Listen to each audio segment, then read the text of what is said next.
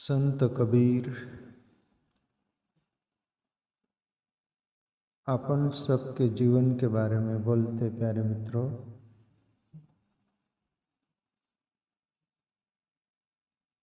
ईश्वर ने जिंदगी दी है सबको, और जिंदगी को बहुत लोग होश हवास से देखने वाले कम है और बेहोशी में जीने वाले ज़्यादा है।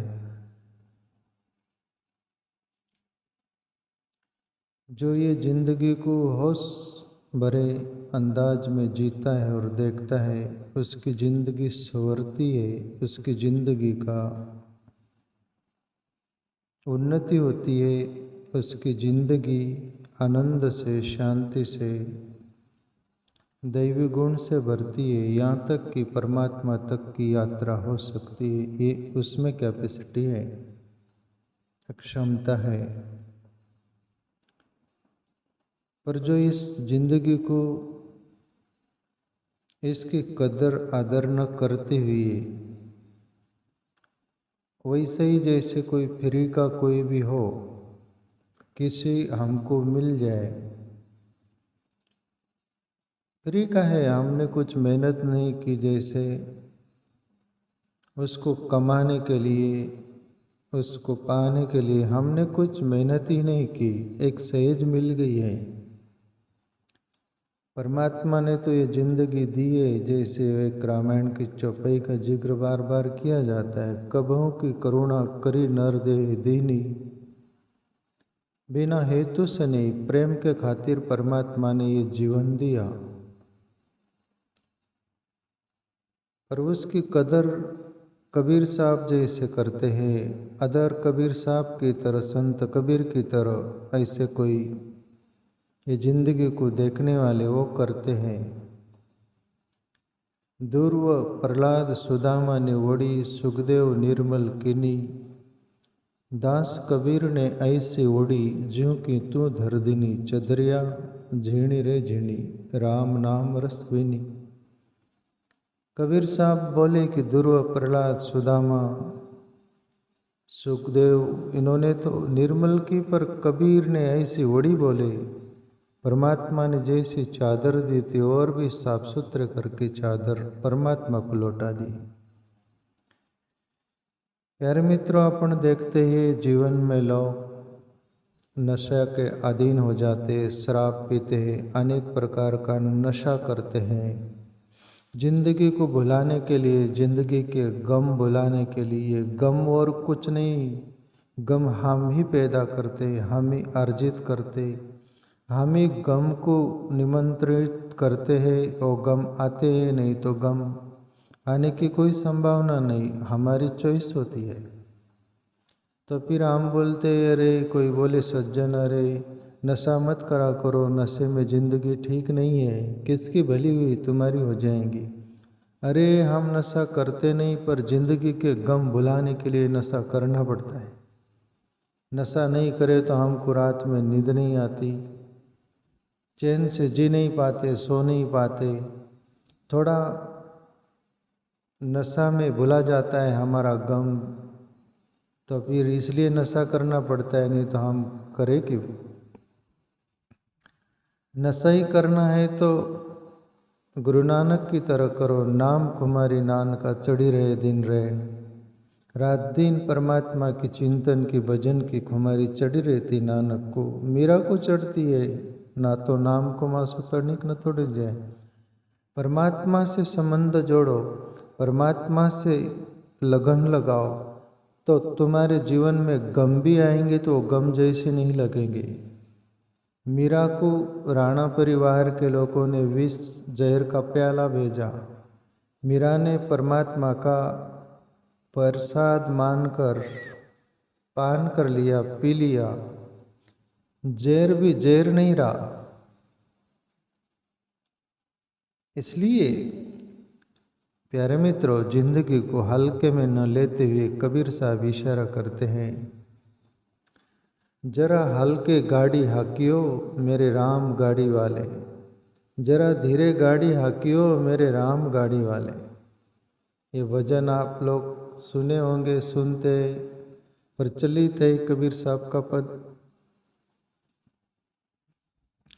जरा हल्के गाड़ी हाकियो मेरे राम गाड़ी वाले, ये किसको बोल रहे कबीर साहब?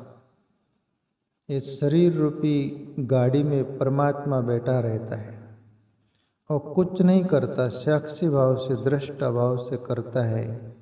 जो हम कर्म करते उसकी रील बनती, उसके संस्कार बनते, और वो मन सूक्ष्म शरीर के साथ अभी भी साथ में रहता है। और ये शरीर छूट जाए फिर मन सूक्ष्म शरीर में वो जाता है, दोबारा शरीर मिलता है। तब हमें बचपन से जो शरीर में हम प्रवेश हुए वहाँ से वो ही रील चलती है। परमात्मा सबके अंदर बैठा हुआ रहता है साक्षी दृष्टा भाव से। वो कुछ करता नहीं, करते तुम हो। उसका बंधन भी बनता है और ये मन बंधन भी बनाता है, और ये मन को मुक्त होने का एक साधन है। उससे बाहर आ जाए तो मनियो मनुष्य नाम कारणम बंध मोक्षया, बंधाए विषय संगो मुक्त निर्विषय मना। विषयों में यदि बन जाता है मन तो बंधन हो जाता है, और विषयों से बाहर आ गया तो मुक्त हो जाता है। मनियो मनुष्य नाम, उसका मन ही कारण और बंधन का वो सब कुछ है। कबीर साहब बोल रहे जरा हल्के गाड़ी हाकियो, आपन सबको बोल रहे अपनी शरीर रूपी गाड़ी जरा हल्के गाड़ी हाको, किधर भी मत दौड़ाओ, वरना तांगा पलटी घोड़ा फरार हो जाएगा। तांगा पलटी यानी शरीर गिर जाएगा और उसमें से घोड़ा यानी वो जीवात्मा चला जाएगा और तुम्हारी गाड़ी पड़ी रह जाएगी। तुम्हारी गाड़ी कोई काम नहीं, जलाने गड़ाने के अलावा, पानी में फेंकने के अलावा और कुछ नहीं रहे। पर ये परमात्मा ने गाड़ी दी बहुत कीमती है। कबीर साहब बोले जरा हल्के गाड़ी हाकियो मेरे राम गाड़ी वाले। अंदर राम बैठा हुआ है, कबीर साहब को दिख रहा है, हमको दिखता नहीं। हम परमात्मा को और कहीं बोलते, ऊपर वाला जाने। ऊपर मतलब वो कहीं और है और तुम कहीं और हो, पर ये नहीं बोलते अंदर वाला जाने। वो अंदर बैठा है। ऊपर वाले जाने के पेक्षा उस ऐसा बोलने पेक्षा ये बोलो अंदर वाला जाने। ईश्वर सर्वभूतानां हृदय से अर्जुन तिष्ठति। प्रभु श्री कृष्ण परिचय देते परमात्मा के बारे में। अर्जुन वो परमात्मा सबके अंदर हृदय में ही बैठा हुआ है। फिर हम बोलते ऊपर वाला जाने, ये गलत है, झूठ है। पर ये प्रचलित बात रहती है, आत्मा सो परमात्मा, ऊपर वाला जाने। ऊपर वाला वो कहीं और है तो अपने को पूरी फैसिलिटी होती है अपराध पाप करने का, जो करना है वो करे। वो ऊपर है, कहाँ देख रहा है, पर उसकी आँख ही आँख है, उससे बच नहीं सकते। और हृदय में बैठा है पहली बात। जरा हल्के गाड़ी हकियो, ये शरीर मिला है संभल कर। इसको ईश्वर भक्ति में लगाओ, भजन में लगाओ, आत्मचिंतन में लगाओ, अच्छे कार्य में लगाओ, शुभ चिंतन में लगाओ, तो ये तुम्हारे संस्कार बनेंगे, ये तुम्हारे कीमती जीवन का कुछ बनेगा, ये तुम्हारे काम आएगा, बाकी कुछ काम नहीं आएगा। मेरे राम गाड़ी वाले, जरा धीरे गाड़ी हाकियो मेरे राम गाड़ी वाले। तो प्यारे मित्रों, ये शरीर की हम कीमत समझे, ये बहुत कीमती है। देवताओं को भी दुर्लभ बोला गया ना। बड़े भाग मानुष तन पावा, सुर दुर्लभ सत ग्रंथ ही गावा। सतशास्त्र ऋषि मुनि संत सब बोलते कि देवताओं को भी दुर्लभ है शरीर। ये मनुष्य तुमको मिला है, इसमें भक्ति कर सकते हो, साधना कर सकते हो और परमात्मा को अनुभव कर सकते हो। ये तुम में क्षमता है, देवताओं में नहीं। वहाँ तो पुण्य का फल। ये मनुष्य शरीर जो है प्यारे मित्रों मध्यस्थ है। देवताओं का शरीर जो रहता है सुखपूर्ण रहता है, और सुख में ईश्वर नहीं भजा जाता है, ईश्वर याद नहीं आता। तुमको आता है क्या? सुख हो तो कौन ईश्वर, क्या लेना देना उसको। सुख के माते सिल बड़ो हरि हृदय सुजाए, बलहरी वहाँ दुख की पल पल नाम जपाए। मनुष्य शरीर में दो विकल्प है, इसमें सुख भी है 50% और दुख भी है 50%, 50-50% सुख दुख है। ये मनुष्य शरीर मध्यस्थ खड़ा है, बीच में खड़ा है। देवताओं का पूरा फुल सुख है, वहाँ दुख नहीं है, और सुख में फिर ईश्वर नहीं याद आता। और जिसके एक ऐसा दुखमय जीवन है, कुछ वहाँ दुख ही दुख है, दुख में भी परमात्मा याद नहीं आता। पर मनुष्य दो जगह आना जाना रहता है उसका, कभी सुख में कभी दुख में, कभी सुख में कभी दुख में। सुख भी देखता है, दुख भी देखता है, फिर मध्यस्थ आकर सोचता है कि ये सुख दुख वाला ही हूँ कि मैं और कुछ हूँ। फिर ख्याल आता है उसको कि ये सुख दुख के गर्त में मैं पड़ते रहता हूँ, मैं इनसे हट कर हूँ। जब समझ में आ जाती है और तब परमात्मा की ओर वो चलता है प्यारे मित्रों, तो फिर उसकी वो प्राप्ति होती है परमात्मा की। इसलिए मनुष्य शरीर मध्यस्थ है। आगे बोले कबीर साहब, हकन वाली छेल छबीली बैठन वाला राम, गाड़ी अटकी रेत में मंजिल बड़ी है दूर, धर्मी धर्मी पार उतर गए पापी चकनाचूर, जरा हल्के गाड़ी हाकियो मेरे राम गाड़ी वाले। हाकन वाली छेल छबीली बैठन वाला राम, ये हाकन वाली छेल छबीली कौन? छेल छबीली है मन और बुद्धि। मन देखता है, बुद्धि सोचती है, निर्णय देकर मन को बोलती है कि ये ऐसा नहीं ऐसा है। फिर मन बाजार में दौड़ता है, ठीक है, फिर दौड़ेंगे, दौड़ता है मिरग की तरफ, भागता है किधर भी, टकराता है कहीं भी मन। बुद्धि उसको रास्ता बता देती है और मन सोचता है कि फिर उस मंजिल तक पहुंचना है। फिर शरीर को भी घिसते हो, शरीर को भी ले मारते, शरीर उनके पीछे बेमौत मारा जाता है। शरीर रूपी गाड़ी, और ये शरीर रूपी गाड़ी को ऐसी जगह डालते हो, हाकन वाली छेल छबीली बैठन वाला राम, इसमें राम तो बैठा हुआ है। गाड़ी अटकी रेत में मंजिल बड़ी है दूर, और इस ये मन और बुद्धि इंद्रिय रूपी 5 रथ उसको वो करके रखते हैं, जूत के रखते उसमें, यानी जैसे घोड़े होते ना रथ में, गाड़ी में बैल होते ऐसा। ये 5 इंद्रिय रूपी घोड़े कौन? ये मन और बुद्धि के ताबे में। वो है काम, क्रोध, लोभ, मोह, अहंकार। ये 5 घोड़े को जुते हुए रहते उस रथ में, शरीर रूपी रथ में।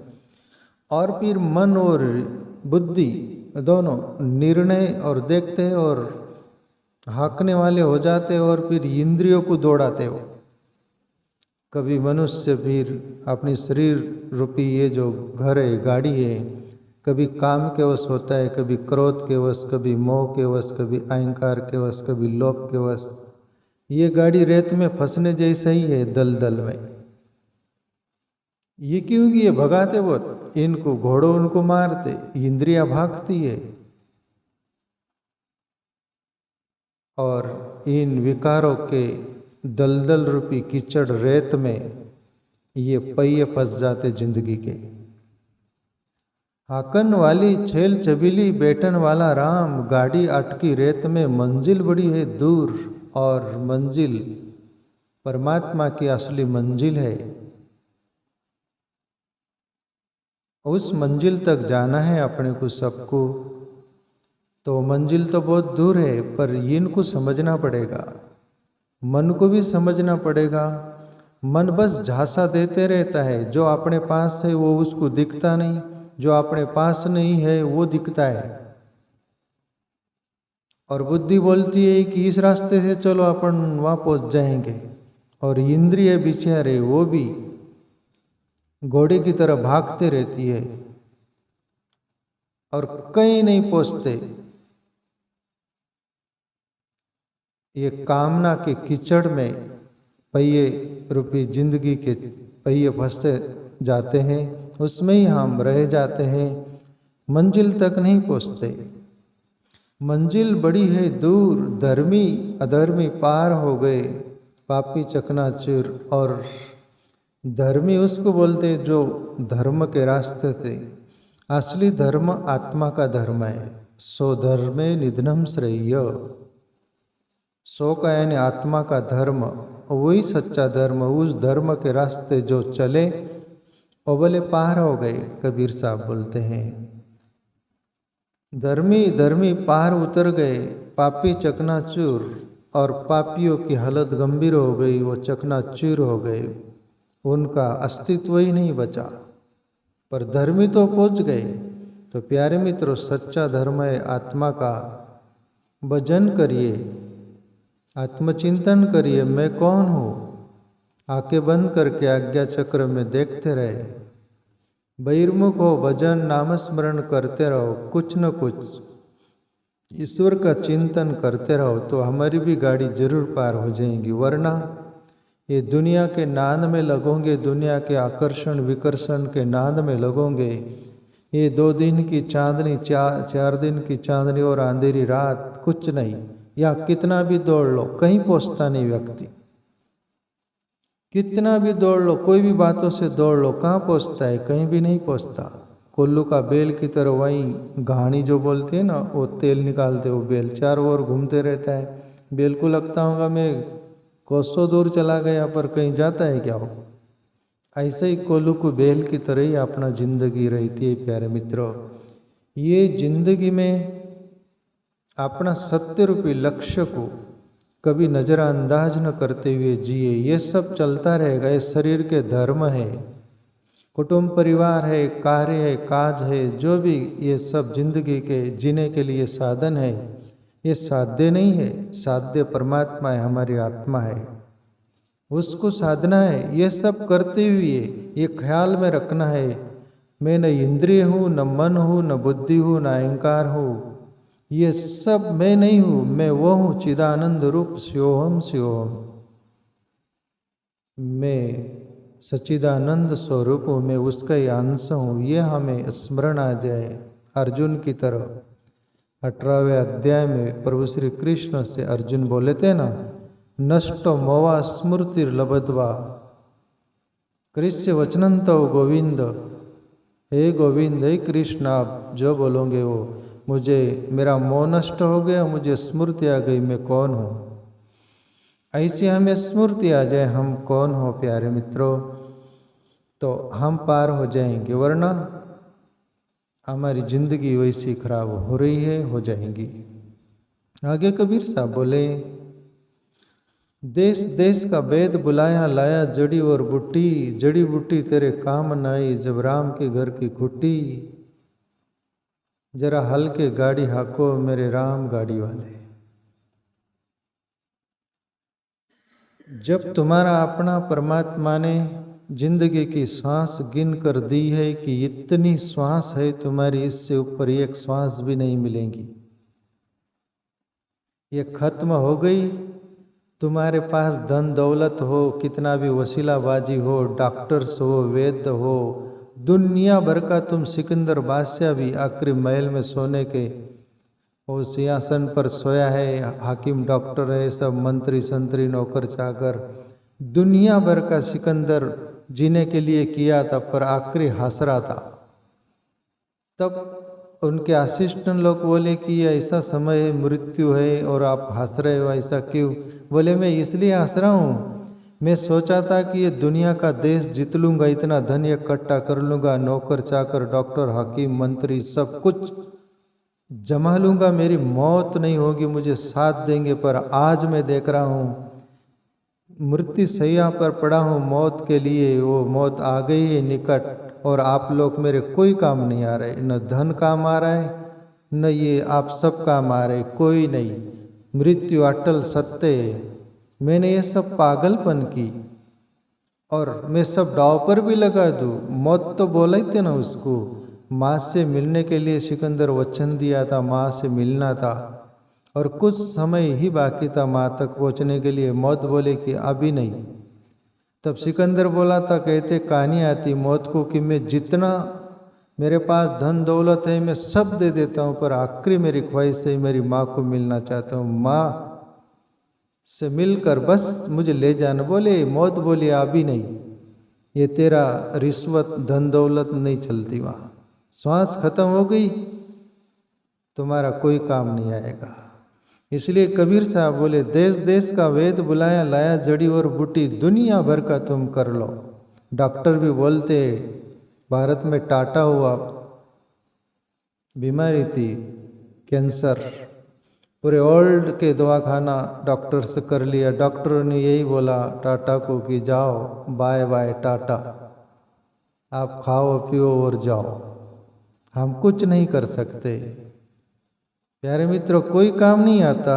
संत कबीर बोल रहे देश देश का वेद बुलाया, लाया जड़ी और बूटी, जड़ी बूटी तेरे काम न आई जब राम के घर की खुटी, राम के घर की जब खुटी गई तो कोई काम आने वाले नहीं। तो जब कोई भी काम नहीं आने वाले, परमात्मा ही काम आने वाला, वो सत्य है सही है, तो फिर क्यों नहीं हमें सूझता। पर संगात संजायते काम, हम ऐसी संग करते हैं निकृष्ट, छोटी संग करते तो उत्कृष्ट का हमें पता नहीं चलता। अच्छी संग करिए प्यारे मित्रों, कोई संत महापुरुषों की ईश्वर के अनुभव किए, ईश्वर के रास्ते वो हमें सही दिशा देंगे। आगे कबीर साहब बोले चार जने मिल हाथ उठाया, बांधी काट की घोड़ी, ले जाकर मरघट पर फूकी, फूक दी नी जस होरी। बस राम बोलो भाई राम, राम नाम सत है सत बिन गत नहीं। मर गए और लकड़ी की काट बांधते हैं, सीढ़ी काट जो बोलते हैं, और बस चार लोग उठा लेते मरघट की तरफ ले चलते। राम बोलो भाई राम, राम नाम सत है सत बिन गत नहीं है। सब दुनिया पीछे पीछे चलती, तुम मर जाओ तो तुमको आगे कर देती है, और सुख में वो आगे हो जाती दुनिया, दुख में पीछे हो जाती, ये भी समझो। और आखिरी बोलते मरे हुए को क्या सुनेगा वो, राम नाम सतय सदबिन पर जिंदे को सुनाते कि भाई वो ये तो पागल गया। अपन बचे तो ये ख्याल में ले लो कि राम नाम सत्य सदबिन गत नहीं, परमात्मा का नाम ही एक सही है, सत्य है, उसके बगैर गति नहीं है। पर कोई नहीं सुनता, वो सुनता भी है समझता नहीं, कोई लेना देना नहीं, जैसे बस बोलते। और जो समझ जाए उसकी जिंदगी सवर जाई। चार जने मिल हाथ उठाया, बांधी काट की घोड़ी, ले जाकर मरघट में फूकी, फूक दीनी जस होरी। होली जलाते वैसे ही तुमको जला देते, कोई कदर नहीं, तुम्हारे पर लकड़े रखते बराबर बड़े बड़े, कोई फिक्र करते क्या? जिंदा एक लकड़ी सहन किया था क्या तुमने? आप बड़े बड़े लकड़े रखे जाए, कुछ बोलते क्या? तो ये शरीर की हालत ऐसी होने वाली। कबीर साहब इशारा करते कि समझ जाइए, हे प्राणी हरि भजले, ईश्वर को याद कर ले, जिंदगी है तब तक। क्या पागलपन करता है, और यही माया का खेल है प्यारे मित्रों। हाथ कुछ आने वाला नहीं है, उसके लिए ही पागलपन करता है, और जो अभी हाथ में जिंदगी है, कुछ साथ सकते उसके प्रति नजरअंदाज करके जीता है, और आखिरी में जीरो पर आउट होता है, जीरो पर आउट। आखिरी पंक्ति में कबीर साहब बोलते हैं, बिलक बिलक कर तिरिया रोवे, बिछड़ गई मेरी जोड़ी, कहे कबीर सुनो भाई साधो, जिन जोड़ी तीन तोड़ी।